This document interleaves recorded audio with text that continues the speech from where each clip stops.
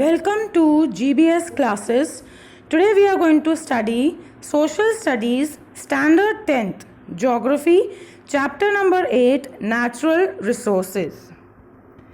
Natural resources. What do you mean by natural resources? For this you should first understand what is the meaning of resource. Resource is anything which is used to fulfill the human needs. It is called as a resource. ऐसी चीज़ें जो हमारी ज़रूरतें पूरी करने में हमारी help कर सकता है, these are known as resources. So first we'll study about the natural resources, the resources that are provided us by the nature. Human needs cannot be satisfied partially or completely through the resources. Completely हम अपनी needs कभी भी पूरी नहीं कर पाएंगे, एक और एक need हमारी चलती ही रहेगी. There are thousands of elements in the nature, but we cannot call all of them as resources. बहुत सारी चीज़ें हमारे नेचर में, लेकिन सारी की सारी resources नहीं मानी जाएंगी. These elements can call resources only when. कौन सी चीज़ों को हम resources बोलेंगे? These elements that can be called the resources only when they are utilized by the man through his knowledge and the expertise. उसके knowledge के साथ और उसकी एक्सपर्टिटी के साथ जब हम उसको यूज़ करेंगे तो ही वो चीज़ हमारे लिए रिसोर्स गिनी जाएगी. In other words, the things on which man is dependent, human needs can be fulfilled by them and man has the physical and the intellectual capacity to utilize them can be called as a resources. Means यहाँ पर वो क्या बोल रहे हैं? The things on which man is dependent, man जिस चीज़ पर depend करता है, to fulfill them, उसकी नीड्स, उसकी ज़रूरतें पूरी करने के लिए, and has the physical and the intellectual capacity, physically भी उसको वो एक्सेप्ट करने के लिए केपेबल होना चाहिए और इंटेलेक्चुअली नहीं, उसको किस तरह यूज़ करना है. And then it has been used by the man, it is called as a resource. In this way, anything which is used to fulfill the man needs becomes the resource.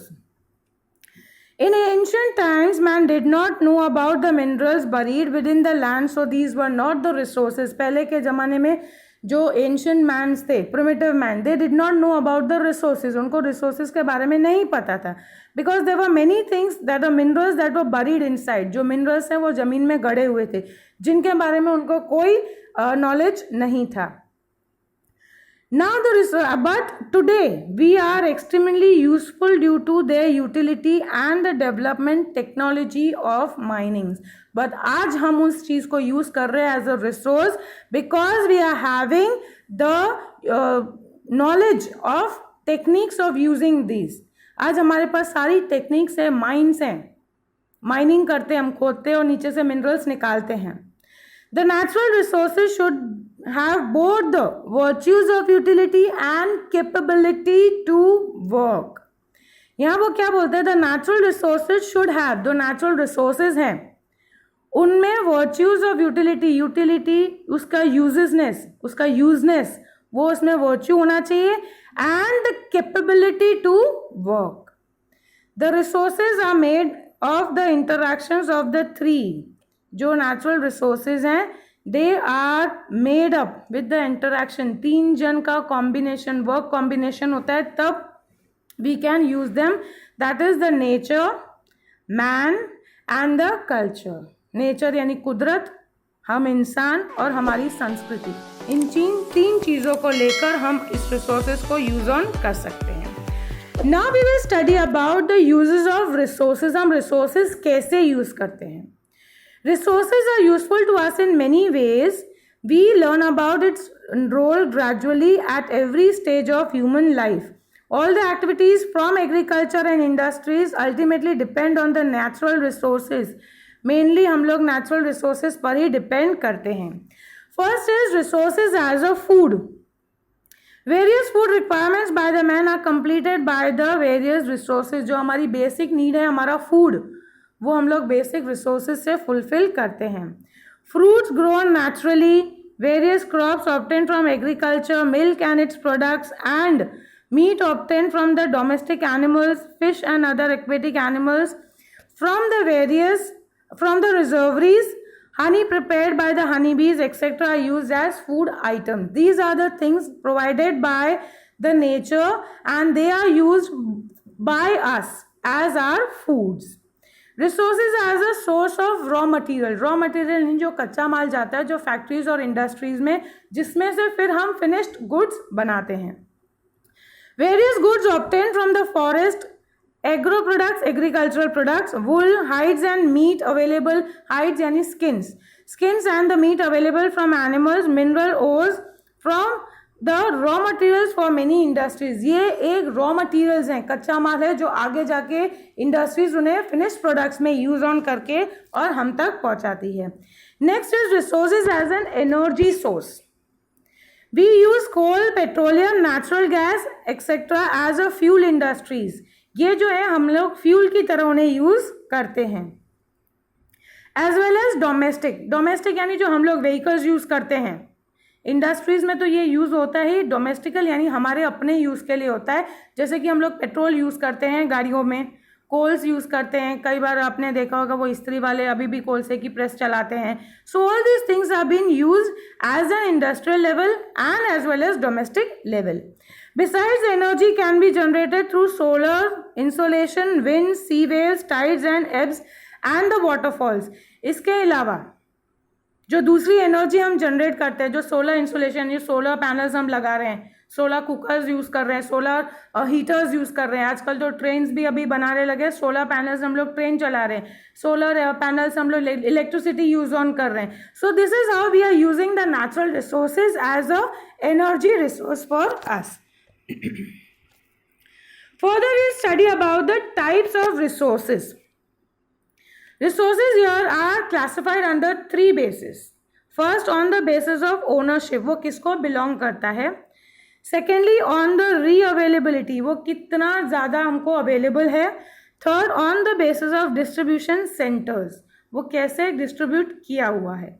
First, we'll study about the ownership. Ownership यानी वो किसको belong करता है. First, as an individual resource. Individual है ना, यानी हर एक इंसान का, पर्सनल हम बोलते हैं. Owned by an individual or a family. जैसे land, building, houses, factories, vehicles, ये सब हमारे इंडिविजुअल है. ओनरशिप वो हमारा ही बिलोंग करता है पर्टिकुलर पर्सन और अ फैमिली को. Second is natural resources owned by the country. जो नेचुरल रिसोर्सेज जो कुदरती देन हमें दी गई है, that is the army and international trade, that is at the natural resources. Third is the global resources, all physical or non-physical resources which are used for the human welfare. जो human के बढ़ावे के लिए या human लोगों के अच्छे के लिए यूज किया जाता है. Resources of common ownership of all the nations of the world, which has been used by the whole world. Those are considered as a global resources. Next, we'll study about according to the distribution area. वो distribute किस area में किया हुआ है, how is it distributed, according to that is the second ownership. First is as the universal resources. Useful gases in the atmosphere, that is oxygen, nitrogen, जो वो universally पूरे ब्रह्मांड के लिए, ऐसा नहीं है सिर्फ हमारे लिए है, वो सबके लिए है. जनरली अवेलेबल रिसोर्सेज जो इजीली अवेलेबल हो जाता है, जैसे land, soil, water, pasteurise land, pasteurise यानी जो हम लोग ये लोग गाय बकरी को चराने के लिए ले जाते हैं ना, पैस्चराइज कर. Next is the rare resources. Rare resources जो हर जगह नहीं मिलते हैं, लेकिन कई जगह पर स्पेशलिटी है वो उस जगह की, they are known as rare resources. Those resources that are available in limited places like mineral coal, जैसे कॉपर कोल की खान है, पेट्रोलियम की खान है, सोने की खान है, वो हर जगह नहीं है, but they are at the particular places और at a very rare places. Next is the solitary resources, minerals available at only one or two places, एक या दो जगह पर ही मिलते हैं, they are known as the solitary resources. Many a times it is asked that what is a solitary resource, so you will write it as minerals available only at one or two places. Examples are which is available in the Greenland, that is the cricolite. Next, you should understand the details of two types. Resources can be classified by the methods only wherein they can be classified into two. ये हम पहले भी lower classes में पढ़ चुके हैं, renewable resources and non renewable resources. तो resources can be divided into two. Some resources reproduce themselves as per the usage during the specific of time. In other words, they are inexhaustible. मतलब ये बहुत जल्दी खत्म नहीं होते, या they just develop themselves or they are able to reproduce themselves easily, so they are called as inexhaustible resources, such as the solar insolation, winds, birds, animals. Bioresources fall under this category. ये चीज़ें जो अपने आप ही reproduce हो जाती है and they are inexhaustible, जो कभी भी ख़त्म नहीं होगी, जैसे सोलर एनर्जी है, विंड एनर्जी है, वाटर एनर्जी है. So these are considered as an renewable sources. These are called as renewable sources. Again, 1 mark answer. What are renewable resources? Non-renewable sources are those which cannot be reused once they are used, or they cannot reproduce और can not be reformed in a near future. बहुत जल्दी हम उसको reproduce नहीं कर पाते और वो अपने आप से भी जल्दी प्रोड्यूस नहीं हो पाते. Such as minerals, coal, natural gas, petroleum etcetera are included in this resources. Many a times again it is asked as 1 or 2 mark answer, or many a times they ask as a differences about renewable sources and non-renewable sources. Next is about the planning and conservation of the resources. Planning, हम लोग उसको plan out करना है किस तरह हमें resource को use करना है. And second is the conservation.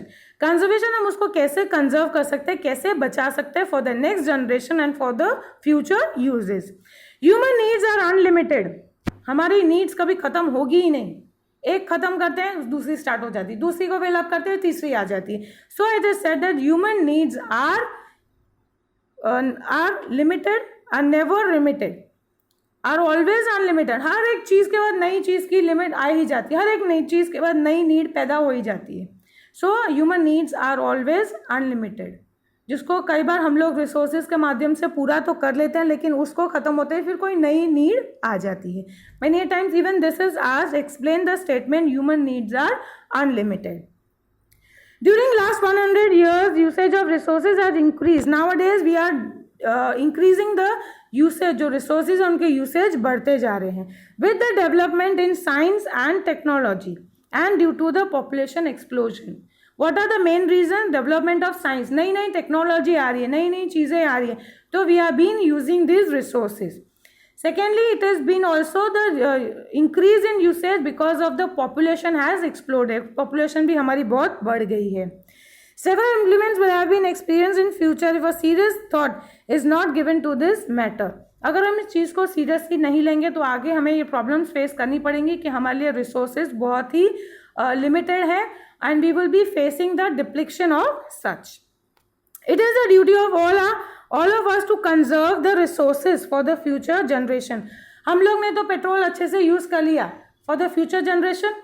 अगर हम आज पेट्रोल नहीं बचाएंगे तो आगे की generation will not be able to use the petroleum. Resources should be conserved and should be use rationally. उसको नपा तुला माप से यूज करना है. कहीं तो गली की नुक्कड़ तक जाना होता है तभी गाड़ी ले जाएंगे. Try to use petrol. So but you should also see that it is being not wasted anywhere. Rationally उसको सोच समझ कर हमें यूज करना है. हमारे पास ये फैसिलिटीज है, इसका ये मतलब नहीं कि हम लोग उसको ऐसे ही यूज करते जाए. The word conservation is directly related to the scarcity of resources. Scarcity यानी जिसकी कमी हो रही है. Conservation हम कब करते हैं? हम किसी भी चीज़ को कंजर्व कब करते हैं? जब हमें पता है अभी ये खत्म होने वाला है. So that is indirectly related with the scarcity of the resources. If the resources are exploited at the current rate, what are they? Are exploited haphazardly and irrationally, then it will be a dream to maintain the development and of the current lifestyle. यहाँ पर what they say is the way we are exploiting the resources. अब देखो petroleum कितना बुरी तरह से exploit हो रहा है. Everyone is having 2 to 3 vehicles in their houses. उनको सिर्फ घर से बाहर वो गली तक भी जाना होता है तो भी वो गाड़ी लेके जाते हैं. But petrol is been used up. So हम लोग यहाँ पर पेट्रोल जिस तरह यूज कर रहे हैं या जितना स्पीडीली वो हम यूज अप कर रहे हैं, we are been exploited the resources haphazardly. जैसे मन में आता है वैसे हम उसको यूज अप कर रहे हैं. And if we don't see them, तो आज जो हम लोग एक डेवलप लाइफ रह रहे हैं, जो हमारा एक लाइफस्टाइल अभी चल रहा है, वो हम ज़्यादा मेंटेन नहीं कर पाएंगे. It includes the things like the rational use of and it's conservation and reuse. हम उसको कैसे रीयूज कर सकते हैं, इस चीज़ पर भी हमें ध्यान देना है. When there is a danger of existence on the life of a tree or a human life, the arrangements made for is called the conservation. Again, one line answer it can be asked, what is conservation? When there is a danger of existence of a life of a tree or a human being, arrangements are made. These are called as conservations. Now let us understand about the planning and conservation of the resources. First of all, gather information about the availability of utilization or unutilized and the problem resources or any region of a country or a unit. यहाँ वो लोग क्या बोल रहे हैं कि सबसे पहले तो इन्फॉर्मेशन अवेलेबल करो कि कितना हमारे पास रिसोर्सेज अवेलेबल हैं, कितना यूटिलाइज हो चुका है, कितना अनयूटिलाइज है, और ये हम आगे कहाँ पर ये अवेलेबल है और इसको हम कैसे आगे और आगे ला सकते हैं. The resources which are limited or non-renewable should be exploited scientifically and should be used only when it is necessary. जो resources हमारे पास limited हैं और non-renewable है, जो बहुत जल्दी नहीं बनते हैं, हमें उन्हें बहुत ही scientifically use करना है और ये भी देखना है कि जहाँ वो ज़रूरी है वहीं हम उसको use on करें. Attempts should be made to develop those resources, the quality which are being increased. Attempt should be made to develop those resources, the quantity of which can be increased. जो resources की quantity हम लोग जल्द से जल्द increase कर सकते हैं, तो हमें ऐसी schemes या ऐसे attempts, ऐसी कोशिश करनी चाहिए कि हम उन resources को ज़्यादा use on करें. The resources which are cheaper and are easily available should not be wasted, but instead they should be used strategically for the future use. जो resources चीपर है यानी सस्ते हैं and are easily available should not be wasted. इसका ये मतलब नहीं कि हम उसको वेस्ट करें, इजीली अवेलेबल है और चीपर भी है तो हम उसको वेस्ट करें, but insteadly we should use them sparingly for future. हमें फ्यूचर के लिए भी बचाकर रखना चाहिए. Next is these those resources which are in limited quantity should be conserve. जो रिसोर्सेज बहुत ज़्यादा लिमिटेड क्वांटिटी में है उन्हें हमें कंजर्व करना चाहिए. Finding its alternative options through the technology development is favorable for longer time. ऐसी टेक्नोलॉजी हमें इंट्रोड्यूस करनी चाहिए जो इन रिसोर्सेज के लिए हम यूज़ अप कर सके और ऑप्शन इसके लिए हम ला सकें. Necessity law should be formed for the conservation of resources and should be enforce strictly. जो नेसेसरी लॉज हमें बनाने चाहिए जो इन कंजर्वेशन के लिए ज़रूरी है, इनको कंजर्व करने के लिए ज़रूरी है, and should be enforce strictly, और वो स्ट्रिक्टली फॉलो अप करने चाहिए. Citizen should be acquainted with all the facts associated with the rational usage of the resources and a public awareness should be cultivated. इस चीज़ के लिए citizen should be well educated, मतलब citizen जो हैं हमारी कंट्री के, उन सबको इस चीज़ के बारे में नॉलेज होना चाहिए, उनको जो इन सच्चाई से रूबरू कराना चाहिए ताकि वो हमारे जो रिसोर्सेज हैं उनके यूजेस को रैशनली यूज अप करें एंड पब्लिक अवेयरनेस भी हम क्रिएट कर सकें. Next topic is about the soil formation. This is also many a times asked in 2 mark answer. Generally a part of the surface of the earth where the vegetation is grown, जहाँ पर अनाज उगाया जाता है, that is known as soil. The soil is the thin layer composed of various elements on the surface of the earth. Minerals, humidity, humus, etc. are mixed up in it. The parental rocks lies below the soil. Soil is formed due to the material available through the denunciation. Denunciation जो ये सब चीज़ें plants और animals मर जाते हैं, वो नीचे दब जाते हैं, तो वो layers बनती रहती हैं, that is known as denunciation. Biotic remain, humidity and air get mixed up with this. In other words, the soil is a natural mixture of minerals, biotic elements which have the capacity to draw and develop the vegetation. This can be answered as an one-line answer. The soil is a natural mixture of minerals and biotic elements which have the capacity to grow and develop the vegetation. जो soil है वो mixture है minerals and biotic elements का जिसमें capacity है, जिसमें एक क्षमता है ग्रो करने की, वेजिटेशन ग्रो और डेवलप करने की. Okay, now we will study about the soil in details. The uppermost layer of the crust of the earth is called the soil, which contains minerals and biotic elements necessary for the growth and development of the vegetation. Although their proportion is not the same, सब जगह soil equal नहीं है, proportion same नहीं होता है. Thus, the soil layer on the surface of the matter formed due to the mixture of the scattered materials of the parental rock and vegetation. यहाँ क्या है? The soil is the layer of the surface of the matter formed.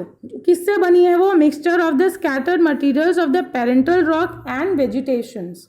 ये जो चीज़ें रह जाती हैं वो सॉइल में मिक्सअप होके जो ऊपर की लेयर बनती है, that is known as the soil. Vegetation and from the surface matter formed due to the mixture of the scattered materials of the parental rock and vegetation. Factors of denuction prepare a very thin layer due to denuction of the rock. जब वो rocks धीरे धीरे टूटते जाते हैं, powder form हो जाते हैं, पतले पतले रॉक्स में से मिट्टी निकलती है, पत्थर निकलते हैं. All this are the denuction of the rocks. The humus formed due to the disintegration or the decay of vegetation insects is added to this. These biotic elements play an important role in the development of vegetation. जो insects मर जाते हैं या plants decay हो जाते हैं, वहीं गिर जाते हैं, these all get mixed up with the soil and they work as the manure for the soil.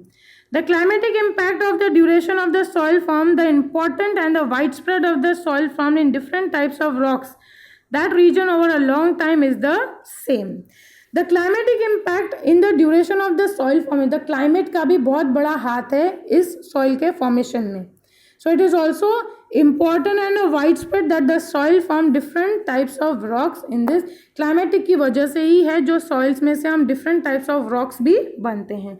So soil is formed out of the same parental rocks under different climatic influences is different. Soils are classified on the basis of their color, climate, parental rock, structure and humans. Soil को हम अलग अलग forms में classify करते हैं. किस base पर? Color, climate, parental rock, structure and humus. Next topic is about the types of rocks.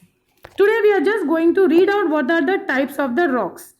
There are different types of rocks: alluvial soil, red soil, black soil, lateral soil, desert soil, mountain soil, forest soil, marshy or the petty soil. Now these are the soils that are on the soil are the forests found in the different altitudes in the mountain regions. ठीक है?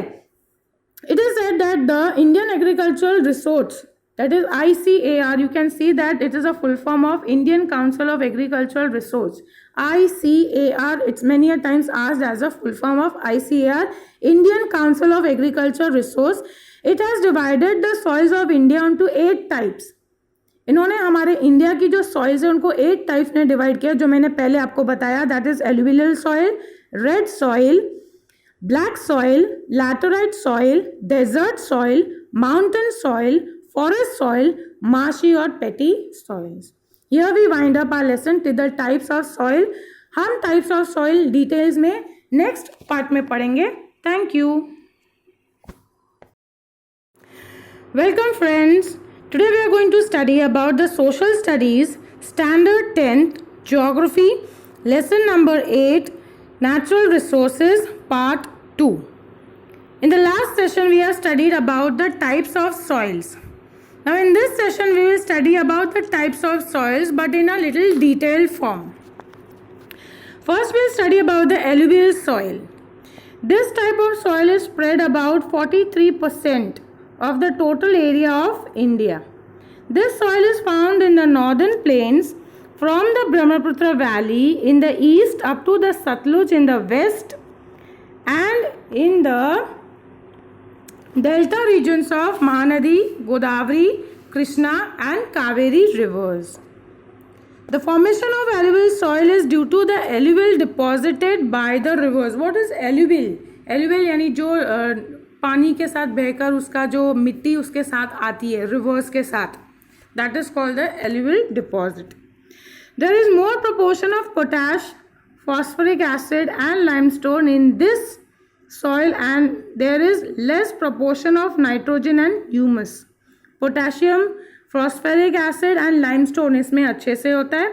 Where is less proportion of nitrogen and humus. Nitrogen और humus थोड़ा कम quantity में होता है. If the pulses are grown in this soil, the nitrogen content is established. Crops like wheat, paddy, sugarcane, jute, cotton, maize, oil seeds, etc. can be grown in this soil. कौन से crops ऐसी soil में उग सकते हैं? That is the wheat, गेहूं, paddy, rice, sugarcane, गन्ना, jute जो हम बोलते हैं ना खादी वाला मटेरियल, कॉटन, मेज, मक्काई, ऑयल सीड्स जिसमें से हम ऑयल बनाते हैं, they are known as the oil seeds. You can see in this map also there are many regions given you according to the soils. The yellow one is the alluvial soil, the brown one is the black soil, red is the red soil, green is the lateral soil, forest soil is again in light brown and the blue is for the desert soil. Now we are going to study about the red soil. What does this state over here is? Red soil, it occupies about 19% of the total India. It is spread from Tamil Nadu in the peninsular up to the Bundelkhand in the north and from Rajmahal Hills in the east up to the Kutch in the west. Okay, here we had drawn about the peninsular India. Peninsula means an area which is surrounded by water by the three sides. It is known as the peninsula. It is the red soil is spread from Tamil Nadu to the Bundelkhand in the north, from Rajmahal Hills to in the east to the Kutch in the west. Such soil is found in some parts of Rajasthan also. This soil is red in color due to the presence of the ferric oxide. Ferric oxide means ferric is a scientific name of iron. So iron oxide is also present in that. Because of that it is red in color. You can see the picture over here. It is the picture of the red soil. The soil is red in color due to the presence of the ferric oxide and it becomes yellow as we go down. अब जैसे नीचे खोदोगे तो नीचे थोड़ा yellowish होने लगता है. Lime, gravel and carbonate are not found in this soil. These are the components that are not available in this soil. There is a deficiency of lime, magnesium, phosphate, nitrogen and potash in this soil. Deficiency मतलब इसकी कमी है इसमें. Lime, magnesium, phosphate, nitrogen and potash in this soil. Crops like millet, cotton, wheat, jowar, linseed, groundnut, potato, etc. are grown in this soil. Which crops are grown in this soil? Then is about, next we are going to study is about the black soil. Black soil is also called as a regular soil. This is one sometimes asked as a MCQ or a blank. Dash is also known as a black soil or black soil is also known as dash. That is the regular soil. It covers about 15% of the total area of India. This soil was formed due to the spreading of the Deccan lava. जो लावा निकलता है volcano eruption से, उसके लावा से ये soil बनती है. Such soil is found in entire Maharashtra, western Madhya Pradesh, Andhra Pradesh and certain part of the Karnataka. ये कौन सी एरिया से मिलते हैं? ज़्यादातर Maharashtra, Madhya Pradesh, Andhra Pradesh and certain part of Karnataka. In Gujarat, Surat, Bharuch, Narmada and Vadodara, Tapi and Dang district have this type of soil. In Gujarat also the areas of Surat, Bharuch, Narmada, Vadodara, Tapi and Dang district have the black soil. Lava rocks and the climate play an important role in the formation of such soil. लावा जो eruptions में निकलता है उसकी वजह से और climatic structure की वजह से ये soil possible है. There is more proportion of iron, lime, calcium, potash, aluminium and magnesium carbonates in this type of soil. What are the things present in this is lime, calcium, potash. These are the minerals that are already present in this type of soil. It is considered to be quite fertile. This soil has also the capacity of retaining the moisture. Retaining यानी moisture ले लेना. Wherever the moisture dries up, they develop fissures. Fissures, you can see these cracks. These cracks are known as fissures. That are the दरारें पड़ जाना. So these are known as the fissures. Crops like cotton, linseed, mustard, groundnut, tobacco and udad are grown in this soil. As it is suitable for the cotton, the soil is also known as the cotton soil or the black cotton soil. इस वाली ज़मीन पर, this soil पर cotton अच्छे से उगता है, इसलिए इसे cotton soil भी बोला जाता है. Many a time they ask as a short note on any of the soils. Mainly it is the alluvial soil and the black soil. So you can just write down these points and you just try to write down point wise, so it will be easy for you to learn also. Next we will study about the lateral soil. The name lateral is derived from the Latin word later, which means a brick, eat. It is red in color due to the iron oxide. Again, it is because of the presence of the iron oxide. This soil is red in color. When this soil becomes wet, जब ये soil गीली हो जाती है, it becomes smooth like a butter. एकदम butter की तरह smooth हो जाती है. And when it dry, it becomes hard. जब वो सूख जाती है तो एकदम कड़क हो जाती है, hard हो जाती है. It is formed due to the change of dry and moist climate and due to the prevention of the silica based material. ये इस तरह से क्यों होता है? क्योंकि because main factor is the climatic change. जैसे जैसे climate में change आएगा वो soil में change आता है. The soil has developed in the higher areas of peninsular plateau of India. The soil contains more of, इसमें क्या है? Iron, potash and aluminium. This soil is less fertile. ये बहुत ज़्यादा fertile यानी बहुत ज़्यादा उपजाऊ नहीं है. But cotton, paddy, ragi, sugarcane, tea, coffee, cashew nuts can be grown after using the fertilizers. पर ये crops आप इसमें उगा सकते हो fertilizers use करने के बाद. Next is about the desert soil. This type of soil is seen in the area where the climate is arid or semi-arid. Arid यानी एकदम dry, सूखा. Again, the name itself derives is the desert soil, जो हमको ज़्यादातर desert areas में ही देखने को मिलता है. The soil is sandy and infertile. Again, the soil is not fertile, ज़्यादा उपजाऊ नहीं है. It contains more dissolved minerals. इसमें minerals जो है वो ज़्यादातर dissolved form में, जो अंदर already dissolved form में आपको ऊपर से नहीं दिखेंगे. Rajasthan, Haryana, Southern Punjab have this type of soil. In Gujarat, this type of soil is found in Kutch and some parts of Saurashtra. Gujarat में भी ऐसी soil पाई जाती है. कहाँ पर? कुछ parts of Kutch and Saurashtra. With the irrigation facilities जो खेती बाड़ी के लिए जो facilities provide की जाती है, जैसे canals हो गया, fertilizers हो गया, अब ये सब use करके यहाँ पर खेती बाड़ी कर सकते हैं. Crops like millet, jowar can be cultivated in this type of soil. Next is about the mountain soil. This type of soil is found in the valley and the slopy regions. Valley यानी खाई, दो mountains के बीच में जो खाई बनती है वहाँ पर, और slopy region ढलान वाली areas में आपको ये देखने को मिलेगी. Of Himalayas at an altitude of 2700 to 3000 meters. Its layer is very thin and underdeveloped. जो उसकी layer है वो बहुत पतली होती है और पूरी तरह develop नहीं होती. It's not fertile, so it is not properly developed also. This soil is found in Assam, Darjeeling, Uttarakhand, Himachal Pradesh and Kashmir. In Himalayas, the soil is found at the general altitude and this region is for pine and ched trees. ये दो types के trees हैं जो इस area में उगते हैं. Next is about the forest soil. This type of soil is found within the altitude of 3000 meters to 3100. इस altitude के बीच में आपको ये soil मिलेगी. In the coniferous forest of Himalayas, Sahyadri, Eastern Ghats and the Tarai regions of the Himalayas. The surface of the earth is covered by the shaded leaves of the trees and upper part of the land becomes black due to the increase in the humus caused due to the decaying. What they say is here, the surface of the earth, जो ऊपर वाला part है, surface of the earth is covered by the leaves. जो shaded यानी जो पत्ते गिरते हैं उससे पूरा covered up हो जाता है. Tree of the trees and the upper part of the land becomes black due to the increase in the humus caused due to the decaying of these leaves. वो पेड़ के जो पत्ते जो गिरते हैं वो नीचे आपने देखा होगा, कुछ दिन अगर आप उसको छोड़ दोगे वो थोड़ा थोड़ा ब्लैक होने लगेगा, वो डीके होने लगेगा. So that gets buried in the next level. So this soil has turned black because of the humus increase हो गया, because of the decaying. वो जो पत्ते सड़ रहे हैं धीरे धीरे क्या हो जाते हैं, वो ब्लैक हो जाते हैं. उसकी वजह से humus content अच्छा होता है and it gets a upper layer. It changes into blue और red colour while going down with in the land, जैसे जैसे वो लैंड के अंदर जाएंगे उनके कलर्स चेंज होते जाते हैं.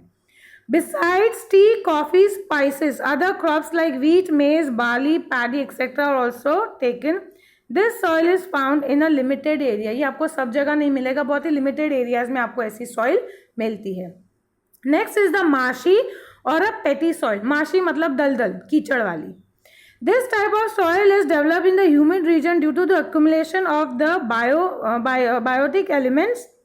During the rainy season, this land is submerged under water, and when the water resides, its paddy can be grown. अगर आप लोगों ने कभी देखा हो कि किस तरह पैडी यानी चावल उगाए जाते हैं, वो पूरा एरिया में पूरा पानी होता है, देन ये जस्ट प्लिक अप द उसमें वो उसकी डंडियाँ लगाते हैं. तो यहाँ पर भी यही है, जो ये रीजन्स है वो बहुत ज़्यादा ह्यूमिड रीजन्स होते हैं. यहाँ पे बायोटिक कॉम्प्लीमेंट्स जो है, जो बायोटिक कॉम्पोनेंट्स हैं हमारे सॉइल के, वो यहाँ पर हैं. रेनी सीजन में क्या होता है, जो पूरी ज़मीन है वो सबमर्ज यानी पानी में डूब जाती है. काफ़ी रेन है तो पानी के नीचे चली जाती है वो लेवल. फिर जैसे जैसे पानी रिसाइड होता है, जैसे जैसे पानी नीचे उतरता जाएगा, फिर उसमें वो लोग चावल लगाते हैं. This is an excessive biotic elements and the minerals in such soils. इसमें बायोटिक एलिमेंट्स बहुत ज़्यादा है, मिनरल्स भी बहुत अच्छी क्वालिटी के यहाँ पे मिल जाते हैं. But it is insufficiency in phosphate and potash. बाकी सारे मिनरल्स तो मिले हैं, लेकिन पोटैश और फॉस्फेट इसमें बहुत कम है, उसमें इसकी डेफिशिएंसी है या इनसफिशिएंट, जितना सफिशिएंट चाहिए उतने से कम है. Such soil is found in Odisha, West Bengal, coastal Tamil Nadu, central area of north Bihar and Almora district of Uttarakhand. This soil is again limited extent. This soil का भी एकदम लिमिटेड एक्सटेंट है, आपको सब जगह ये सॉइल्स नहीं मिलेंगी. Now we'll study about the soil erosion. Soil erosion किसे बोलते हैं?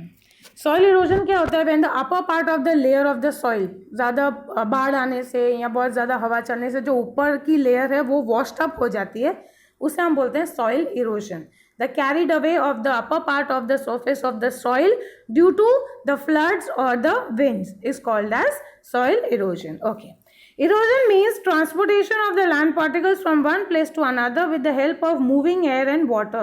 ज़्यादातर बाढ़ के टाइम पे आप देखोगे सब पानी अपने साथ सब खींच जाता है, तो ये ऊपर का कंटेंट जो होता है वो भी निकल जाता है. So that is known as soil erosion. In other words, the faster transportation of the particles of the surface of the land to the other places by natural forces is called soil erosion. It takes many years to form the upper layer. If the soil particles are carried away because of heavy rain or stormy winds, the agricultural production decreases. अगर ऊपर वाली layer बार बार washed up हो जाएगी तो उसका effect हमारे agriculture production पे दिखेगा. एग्रीकल्चर प्रोडक्शन कम हो जाएगा, जो ऊपर की फर्टिलिटी है वो सब washed out हो जाती है, जिसकी वजह से एग्रीकल्चर प्रोडक्शन है जो वो डिक्रीज हो जाता है.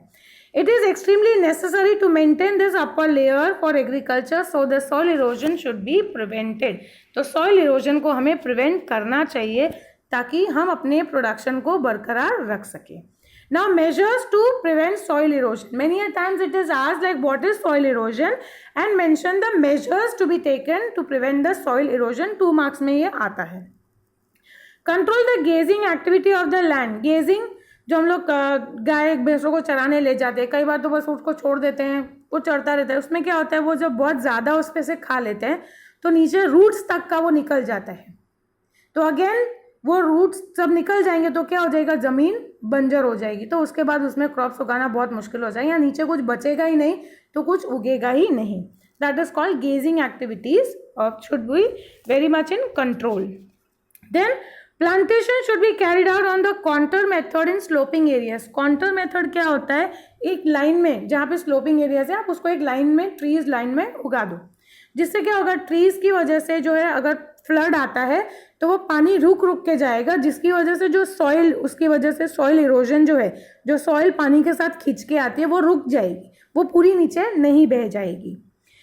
इन द स्लोपी रीजन ज़्यादा क्या होता है, जो स्लोप वाले ढलान वाली है तो पानी फटाफट नीचे आ जाता है, तो सारे जो मेन एलुवियल जो हमारे ऊपर हैं वो सारे नीचे ड्रेन आउट हो जाएंगे. लेकिन अगर हम ट्रीज उगा देंगे तो उससे क्या होगा, पेड़ में जैसे वो रुकावट बना देता है उसके फ्लो को, तो जिससे वो जो हमारा कंटेंट है वो प्लांट्स वहाँ पर रोक कर रख सकते हैं. Plants in the fallow land. Plant trees in fallow land, खाली जमीन पड़ी है तो उस पर आप ट्रीज उगा सकते हो। Construct the check dams where there are streams, छोटी छोटी स्ट्रीम्स पास ऑन हो रही है तो हम अपने छोटे डैम्स बना सकते हैं ताकि उस पानी को हम बचा सकें। कई बार फ्लड्स आने की वजह से पानी को हम रोक सकते हैं।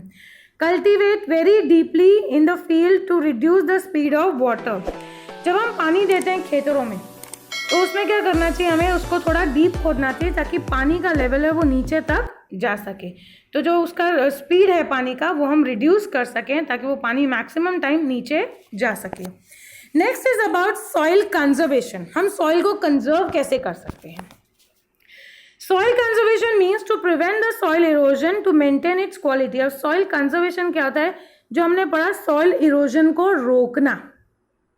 The process to prevent soil erosion is known as soil conservation. Soil conservation is directly connected to retain the soil particles at their original place. Soil conservation क्या होता है, डायरेक्टली हम कुछ ऐसे स्टेप्स उठाएं जिससे जो सॉइल पार्टिकल्स हैं वो अपनी जगह पर बने रहें, वहाँ से यहाँ वहाँ खिसके ना। Different methods are used at different places in the world according to its location and the problem. If the soil is not conserved, there are chances of floods which enhances the risk against the life and property. Thus, soil conservation is very necessary. अगर soil conservation नहीं किया गया, if the soil is not conserved, तो उससे क्या होगा, chances बढ़ेंगे किसके, फ्लड्स के। फ्लड्स आएंगे तो आपको पता है कि कितना हानि होता है, लोगों को, माल सामान को बहुत नुकसान होता है। You can just see the pictures over here, यहाँ पे आप देख सकते हो किस तरह पानी का फ्लो है। In the first picture you can सी, अगर वो सीधी ढलान है तो क्या होगा, वाटर फास्टली नीचे फ्लो ऑफ हो जाएगा। इसमें इन्होंने वाटर हार्वेस्टिंग करा है, कैसे करा, उन्होंने बीच में स्लोप्स ऑन ऐड कर दिए, that is the terrace slope कर दिए। इससे क्या पानी का जो फ्लो है वो थोड़ा स्लो हो जाएगा। तो जो एल्यूवियल या जो ऊपर कंटेंट है या जो सॉइल इरोजन हो रहा है उसको हम कुछ हद तक रोक सकते हैं। Next picture you can see water harvesting having faster flow percolates less in the soil. जो पानी अगर आप बहुत स्पीड से नीचे उतर जाएगा तो प्रोक्लेट्स मतलब जो पानी जमीन अपने अंदर ले लेती है, जो पानी जमीन अपने अंदर खींच लेती है, उसका जो स्पीड है वो बहुत कम हो जाएगा, वो पानी स्पीड में नीचे उतर जाता है। In the next picture you can see water accumulates on the terraces, percolates slowly. अगर बीच में गैप्स दी हुई होंगी तो उसमें क्या होगा, पानी थोड़ी देर वहाँ रुकेगा, उसकी रुकने की वजह से क्या होगा, जमीन पानी नीचे खींच पाएगी। That is called terrace percolates the slowly and raises the ground water. उससे जो जमीन में जो पानी है उसकी क्वांटिटी बढ़ेगी। Remedies for soil conservation, again ये भी पूछा जाता है, what is soil conservation and what are the remedies of soil conservation. The roots of the trees in the forest cover the whole up the soil particles. इसमें क्या है कि अगर ट्रीज उगे हैं तो ट्रीज के अपने रूट्स में आपने देखा होगा उसकी मिट्टी वो पकड़ के रखता है, तो अगर बाढ़ भी आती है तो वो रूट्स में वो मिट्टी इतनी सॉइल इतनी फॉर्मली पकड़ी हुई होती है कि वो ज़्यादा बह नहीं जाती है। Plant the trees in the river gorges यानी नदी के किनारे, river gorges on the mountain slope, specially mountain slopes areas में आप लोग ट्रीज लगा दिए ताकि वजह से जो पानी का जो स्लोप है या पानी की जो स्पीड है नीचे आने की वो थोड़ी हम कंट्रोल कर सकें। A series of trees should be grown near the desert region to prevent the winds with more velocity. कई बार विंड्स बहुत ज़्यादा स्पीड में आती है, बहुत ज़्यादा उन पर वेलोसिटी एंड बहुत ज़्यादा ताकत होती है उसको ले जाने की। तो अगर हम लोग ट्रीज उगाएंगे तो उसमें भी क्या होगा, जो ट्रीज की वजह से अगेन वो स्पीड धीरे धीरे स्लो डाउन हो जाएगी, जिसकी वजह से सॉइल आगे खींचकर नहीं जाएगी। It will stop the advancing of the desert. The river flood should be controlled by diverting the flow into the other rivers और in the dry river beds. अगर रिवर में फ्लड्स आते हैं तो उस रिवर को आप डाइवर्ट करो, डाइवर्टिंग डायरेक्शन दो, उसको दूसरी रिवर्स में पास ऑन करो, या जो रिवर्स पूरी तरह सूख जाती है उसकी तरफ उसको एक रास्ता बना दो ताकि जो फ्लड्स हैं उसका पानी बाहर आकर नुकसान करने के बजाय दूसरी रिवर्स में वो उनको फायदा कर सकता है। This unrestricted pasturising losing the soil layer on the mountain it should be prevented. Again unrestricted pasturising, अगर बहुत ज़्यादा बिना लिमिट के आप जानवरों को छोड़ दोगे तो क्या होगा, वो सारे रूट्स तक वो सारे प्लांट्स खा जाएंगे। तो नीचे जड़ें ही नहीं बचेंगी तो कुछ उगेगा ही नहीं. Here you can see this is called terrace farming and this is the horizontal cultivation. इस तरह से अगर आप कल्टीवेट करेंगे तो उससे क्या है, पानी का जो फ्लो है हम उसको रोक पाएंगे. Next we are going to, अभी नेक्स्ट है कि मेथड्स लाइक हॉरिजॉन्टल, जो मैंने अभी आपको पिक्चर दिखाया, horizontal cultivation and terrace farms should be implemented. इस तरह के जो फार्मिंग प्रोसेस है ये हम लोग ज़्यादातर माउंटेन एरियाज़ में कर सकते हैं, क्योंकि माउंटेन एरियाज़ में क्या होता है, स्लोप्स होते हैं, स्लोप से पानी जल्दी ना उतरे, इस तरह से हम उनको पानी को हम डायरेक्शन देकर उसको हम रोक सकते हैं. Humus content should be added to the soil which has lost its fertility. जो जमीन अपनी फर्टिलिटी है, उपजाऊपन खो चुकी है, उसमें आप फर्टिलाइजर्स ऐड कर सकते हो, ह्यूमस ऐड कर सकते हो, खादर जो हम बोलते हैं वो ऐड करके आप उसकी फर्टिलिटी बढ़ा सकते हो. Bye implementing these remedies soil can be conserve. ये आप कुछ प्रोसेसेस अगर आप करोगे, इससे हम हमारा सॉइल कंजर्वेशन कर पाएंगे. This conservation of soil is strongly needed. आज बहुत ज़रूरत है, बहुत ज़रूरी हो गया है soil conservation. Government, society and people should work together for this conservation. Government को, हम लोगों को, सोसाइटी मतलब हम सारे लोगों को as an citizens of India हमें ये सब देखना चाहिए और सॉइल कंजर्वेशन भी हमें भी करना चाहिए. Here we end up with our chapter number 8 natural resources. Thank you.